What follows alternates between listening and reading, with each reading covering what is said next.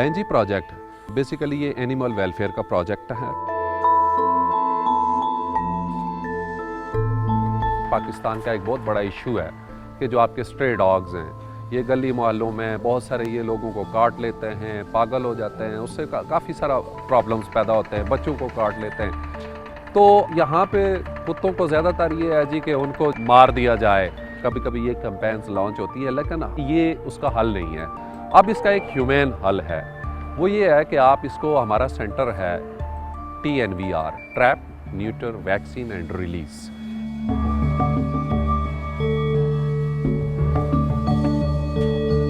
Animal rescues का ये concept हमारे जहन में इसलिए आया था कि हम कोई 2005 से लेके अभी तक हम इंसानों के लिए तो बहुत कुछ कर रहे थे, लेकिन डे बाई डे जो बढ़ते हुए केसेस थे, कहीं पे पॉइजनिंग हो रही थी, किसी जगह पे डॉग्स को अब्यूज़ किया जा रहा था।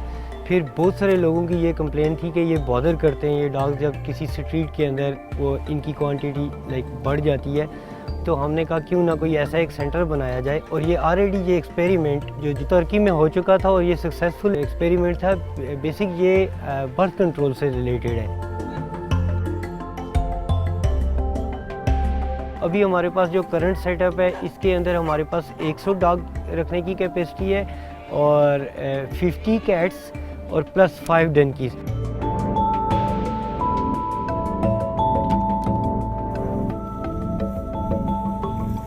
इनको यहाँ पे हमने शेल्टर प्रोवाइड किया हुआ है। यहाँ पे ट्रेंड स्टाफ है जो डेली इन केजेस को साफ़ करता है। फिर उसके अलावा हमारे पास जो सीनियर सर्जन है, वो जब राउंड करते हैं तो वो इन चीज़ों को चेक करते हैं, क्या इस डॉग को टाइम के ऊपर खाना मिल रहा है, कोई भी कैट है या डंकी है उसको खाना मिल रहा है टाइम के ऊपर, और ये वैक्सीन होने वाले हैं या हो चुके हैं। अगर वैक्सीन नहीं हुए तो उनको वैक्सीन दी जाती है।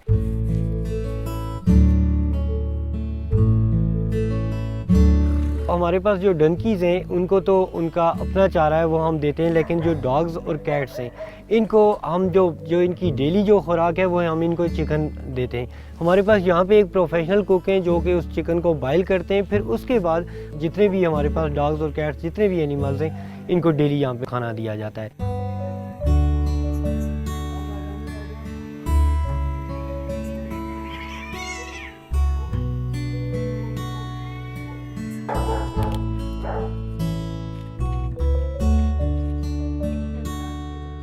मैं डॉक्टर कुरतुल शफ़क़त हूँ। मैंने DVM किया है। जब हमारे पास एनिमल्स आते हैं एट स्टार्ट वो बहुत ज़्यादा टेरिफाइड होते हैं, क्योंकि ज़ाहिर है उनका लोगों के साथ जो एक्सपीरियंस होता है वो एक्सपेक्ट कर रहे होते हैं कि शायद हम भी उनको हर्ट करेंगे, हार्म करेंगे। तो उनके साथ एक एक्वाइंटेंस बनाने के लिए हमें काफ़ी टाइम लगता है, बार बार अप्रोच करना पड़ता है डिफरेंट टेक्निक्स के थ्रू। समटाइम्स फूड दे के, समटाइम्स आप उनको प्लेफुल टॉयज़ दे के, समटाइम्स आप उनके साथ ऐसे बात करते हैं डिफरेंट वॉइसेस में कि उनको कंफर्टेबल फील कराते हैं। काफ़ी टाइम लगता है इनके ट्रीटमेंट्स होते हुए भी, बिकॉज कुछ रिलक्टेंट होते हैं इनको ट्रीट करना, इनको हैंडल करना, फिर इनके टेम्परामेंट के साथ हमें एडजस्ट करना पड़ता है।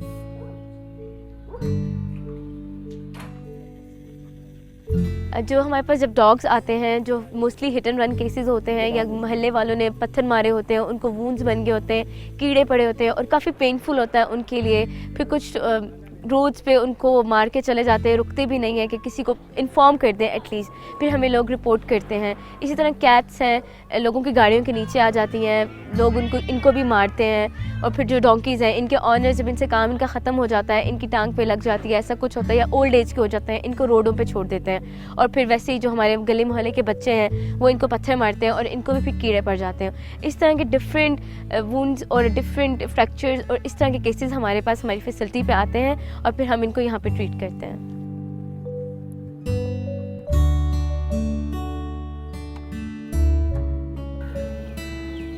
कोई अगर हमें किसी भी जगह से कॉल मिलती है कि ये बंदा है, ये इसके पास एक कमज़ोर डंकी इनके पास है जिससे ये काम ले रहे हैं, तो हम उन्हें जाते हैं, हम जाके उनको ऑफ़र करते हैं कि आप हमसे ये रिजनेबल पैसे ये आप हमसे ले लें, तो ये प्लीज़ हमें दे दें।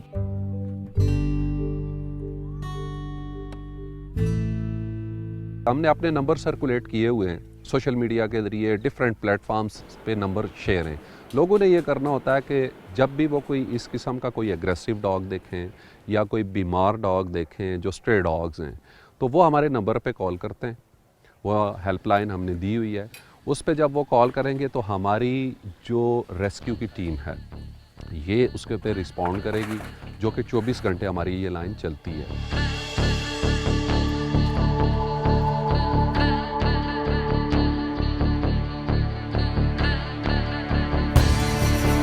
हम जो रेस्क्यू एनिमल्स करते हैं इनमें डॉग्स हैं, मोस्टली डॉग्स होते हैं और कैट्स, और समटाइम्स हमें डंकीज़ भी रेस्क्यू करना पड़ते हैं। और हमें पहले तो कॉल आती है, कोई भी इंडिविजुअल कॉल करता है, रिपोर्ट करता है कि जी ये डॉग है, ये सिक है या एक्सीडेंट हो गया, तो आप इसको रेस्क्यू कर लें। हम रिपोर्टर को यही एडवाइस करते हैं कि आप वहाँ पर रहें ताकि एनिमल मूव ना करे, और जब हम वहाँ पर जाते हैं उसको रेस्क्यू करने के लिए हम अपने इक्विपमेंट जो होते हैं सारे वो साथ लेकर जाते हैं। डॉग्स में 90 से 95% जो होते हैं जो फ्रेंडली होते हैं, उनकी नेचर। समटाइम्स यूँ होता है कि डॉग डरे होते हैं, आप उनको थोड़ा सा इंटरेक्शन करते हैं, उनके साथ बात करते हैं, उनको फीड करते हैं, तो वो आपके साथ फ्रेंडली हो जाते हैं। तो आप उनको मज़ल लगाते हैं और लीश, और फिर आप ले जाते हैं क्लिनिक। और अगर ज़्यादा एग्रेसिव डॉग हो तो उसके लिए हमारे पास डॉग कैचर होता है या नेट होता है, जो कि हम उसके ऊपर डालते हैं, नेट डाल के, और फिर उसको कैप्चर करके और फिर उसको ट्रांसपोर्ट करते हैं और उसका ट्रीटमेंट करते हैं। जब भी हमारे पास कोई भी animal for basically TNVR purpose के लिए आता है, हम उसको, हमारे पास क्वारंटीन है, हम वहाँ पे रखते हैं फॉर फ्यू डेज़, और आफ्टर प्रॉपर एग्जामिनेशन हम उसको रेबीज़ का फर्स्ट शॉट लगा देते हैं। देन हम स्केड्यूल करते हैं कि हमने इसकी प्रोसीजर से इसको हमने कब गुजारना है, हमने इसकी सर्जरी कब करनी है। फिर हम उसकी सर्जरी करते हैं अंडर प्रॉपर एनेस्थीसिया। जो TNVR है, इसमें हम जो न्यूट्रिंग या स्पेइंग कर रहे हैं, ये एक थोड़ा सा प्रॉपर तरीका है इनकी ओवर पॉपुलेशन को कंट्रोल करने का। इस प्रोसीजर के बाद ये लोग रिप्रोड्यूस नहीं कर सकते हैं, तो ये एक तरीका है कि आप उनकी पॉपुलेशन को कंट्रोल करें, और ये इस तरह इनके हार्मोन्स लेवल थोड़े से स्लो डाउन हो जाते हैं और ये डोसाइल हो जाते हैं, तो ये आप पे बाइट नहीं करते, अटैक नहीं करते, ये थोड़े से काम हो जाते हैं आफ्टर द सर्जरी। और फिर जब उसको प्रॉपर मेडिकेशन दी जाती है, जब वो होश में आ जाता है, हम उसको कैनल में शिफ्ट कर देते हैं। वहाँ पे वो फ्यू डेज़ रहता है। फॉर न्यूट्रिंग हम उसको 5 to 7 डेज़ देते हैं। फॉर स्पेइंग हम उसको 11 to 14 डेज़ हम देते हैं। जब वो प्रॉपरली रिकवर कर जाता है, फिर हमारी टीम दोबारा उसको एग्जामिन करती है, सेकेंड डोज ऑफ वैक्सीन लगता है उसको उस दौरान में, और फिर वो बैक टू उस एरिया हम उसको रिलीज़ करते हैं जहाँ से हमने उसको ट्रैप किया होता है।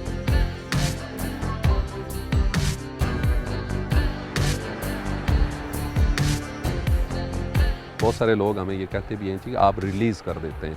हम रिलीज़ इसलिए करते हैं कि ज़ाहिर है लाखों की तादाद में कुत्ते हैं, अब सबको शेल्टर देना एक्सपेंसिव भी है, हमारे लिए मुमकिन भी नहीं है। अलबत्ता जब रिलीज़ कर रहे हैं तो एक चीज़ का हम मेक श्योर कर रहे हैं, उसको वैक्सीन हो चुकी है और ये ऑपरेट हो चुका है, ये मज़ीद बच्चे आगे नहीं पैदा करेगा, तो आराम से कुछ टाइम के बाद ये कंट्रोल में ये पॉपुलेशन आ जाएगी। हम एक साथ साथ रजिस्टर मेंटेन कर रहे होते हैं, हमें पता होता है हमने कौन सा डॉग कौन से एरिया से उठाया है, और वापस उसको वहीं पे दोबारा से छोड़ते हैं। उसकी वजह ये है कि ये जो एनिमल्स हैं ये पैक्स की सूरत में रहते हैं। इनको अगर हम रीलोकेट करेंगे तो ये इनके लिए बहुत मुश्किल होता है उसके बाद सर्वाइव करना, क्योंकि ये खुराक ढूंढ नहीं पाते और ये डिस्टर्ब हो जाते हैं।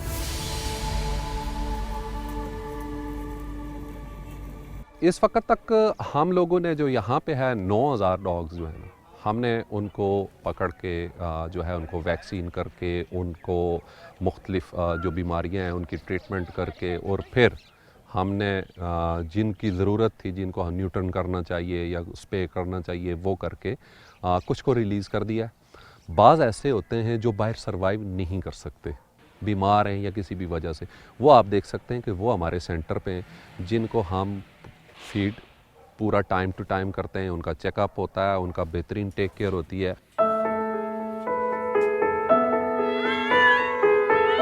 माशाल्लाह से हमारे पास इस वक्त 50+ कैट्स हैं।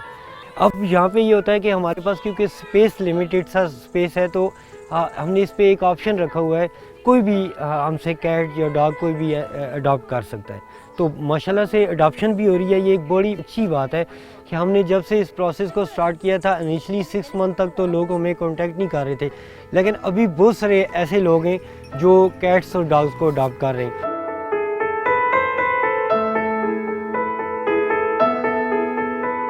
खुदारा ये जितने भी एनिमल्स हैं इनको मारा ना जाए, क्योंकि हम जब भी ये स्ट्रे डॉग्स को या किसी भी कैट को हम मारते हैं तो उसको हम पत्थर या किसी लकड़ किसी ऐसी चीज़ से मारते हैं।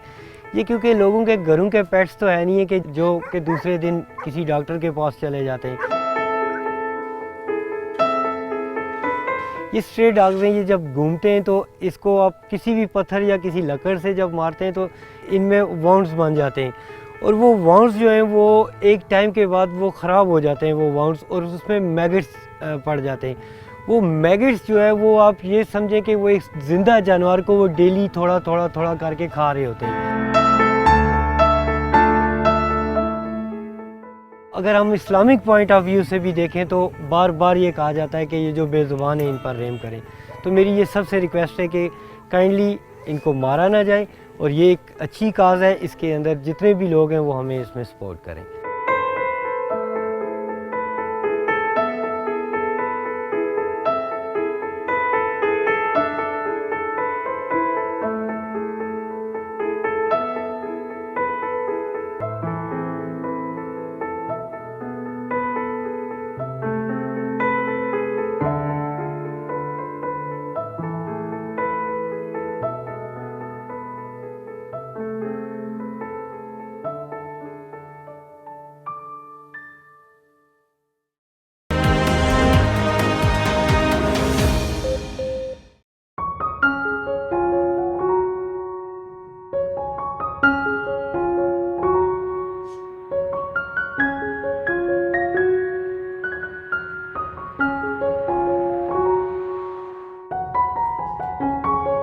हाउस ऑफ ब्लेसिंग्स इस्लामाबाद में हमने 2 साल पहले शुरू किया।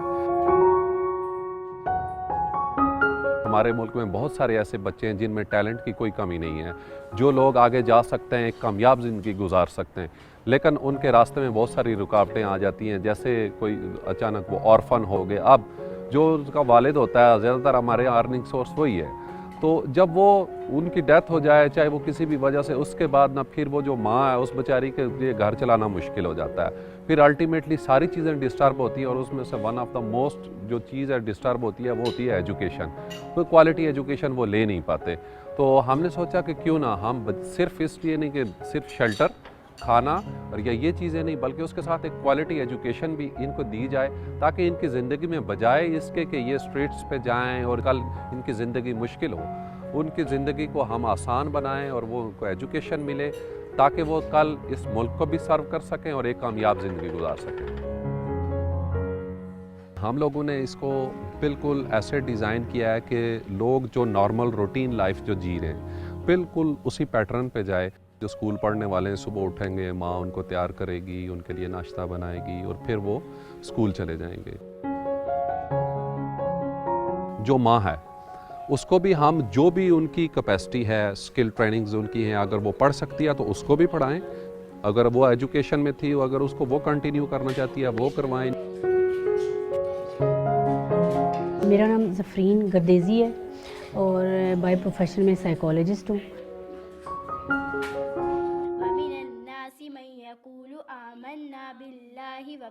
अगर आप इस प्रोजेक्ट को देखें ना, हाउस ऑफ ब्लेसिंग, तो यहाँ में आपको किसी शेल्टर हाउस का या ऑर्फनेज का की फीलिंग आपको डेवलप नहीं होंगी। आपको ये लगेगा जैसे हमारे माशरे में लोग मिल के भी रहते हैं, जैसे 2 3 4 भाई मिलजुल के रह रहे हैं, उनके बच्चे साथ रह रहे हैं। बिल्कुल ये कॉन्सेप्ट है और यहाँ पे इम्प्लीमेंट भी ऐसे हो रहा है।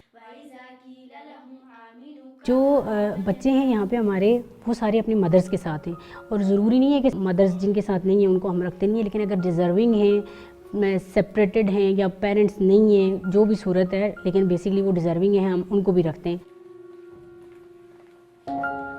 रिसेंटली हमारी एक मदर फारग हुई है ड्रेस डिज़ाइनिंग का 6 मंथ का कोर्स करके गवर्नमेंट कॉलेज से। जब हम नापेंगे ना, उसके बाद वो निटिंग स्टिचिंग खुद भी करती है, और उसको एम्पावर करने के लिए और उसको इंडिपेंडेंट करने के लिए हम उसके लिंकेजेस डेवलप करें मार्केट में, और जो मार्केट से डिमांड आती है तो वो काम करे घर बैठ के।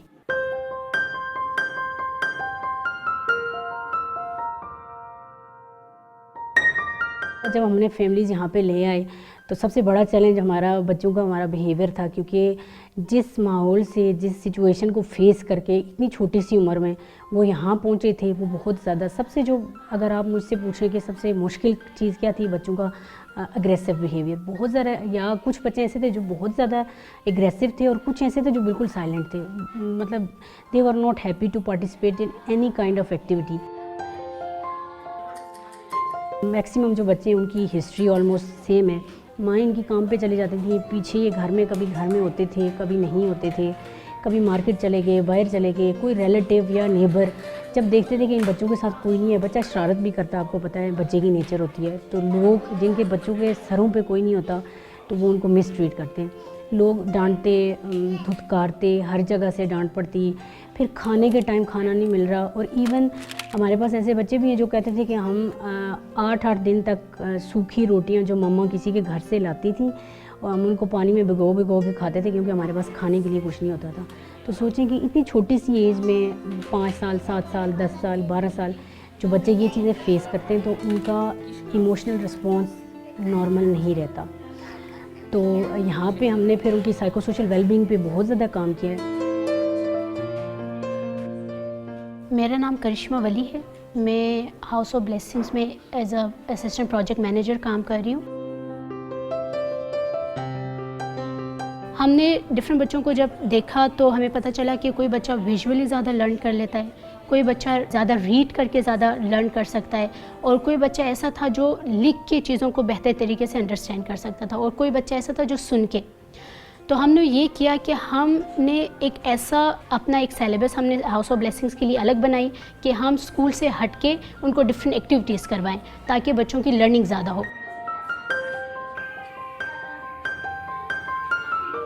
हम लोग बाहर से डॉक्टर्स को, हमारे इंजीनियर्स को, लॉयर्स को हम लोग घर पे बुलाते, उनके लिए मोटिवेशन सेशन अरेंज करवाई ताकि बच्चों के अंदर एक शऊर पैदा हो, ये मोटिवेट हो कि अगर हम लोग भी स्टडी करेंगे, पढ़ाई के ऊपर फोकस करेंगे तो आज हम लोग अगर यहाँ हैं तो कल उनकी जगह हम लोग खड़े हो सकते हैं। मेरा नाम नायाब गुल है और मैं क्लास 6 में पढ़ती हूँ। मैं जब यहाँ पे आई तो मैंने इनको बताया, टीचर्स को बताया कि मैं इंजीनियर बनना चाहती हूँ, तो फिर उन्होंने मेरी बहुत ज़्यादा हेल्प की। इन्होंने मुझे बताया कि आप इंजीनियर बन सकती हो, मेहनत करो और इंजीनियर आप बन सकती हो। जब पहले हम लोग न्यू आते हैं बच्चे तो वो थोड़े चेंज से होते हैं, फिर जब हम उनको साथ साथ हेल्प कर रहे होते हैं, मैम टीचर्स भी हेल्प कर रही होती हैं, फिर वो भी जैसे हम कर रहे होते हैं एक्टिविटीज़ सारी, फिर वो भी हमारे साथ मिलके करते हैं, स्कूल जाते हैं। हमारी कोशिश ये है कि जो बच्चे अगर फर्स्ट किया कोई इंजीनियर बनना चाहता है, कोई डॉक्टर बनना चाहता है, कोई किसी उसमें जाना चाहता है हायर एजुकेशन के लिए, तो इंशाल्लाह हम उसके लिए भी स्पॉन्सर करेंगे। और अल्लाह का शुक्र है कि हमारे ऑर्फनेज में इस वक्त 2 बच्चे हैं जिनको हमने कैडेट कॉलेज के लिए अप्लाई करवाया, उनका रोल नंबर आ चुके हैं। इंशाल्लाह अभी वो टेस्ट इंटरव्यू में वहाँ पे जाएंगे और इंशाल्लाह होपफुली वो पास भी करेंगे और फिर वहाँ पे जाएंगे।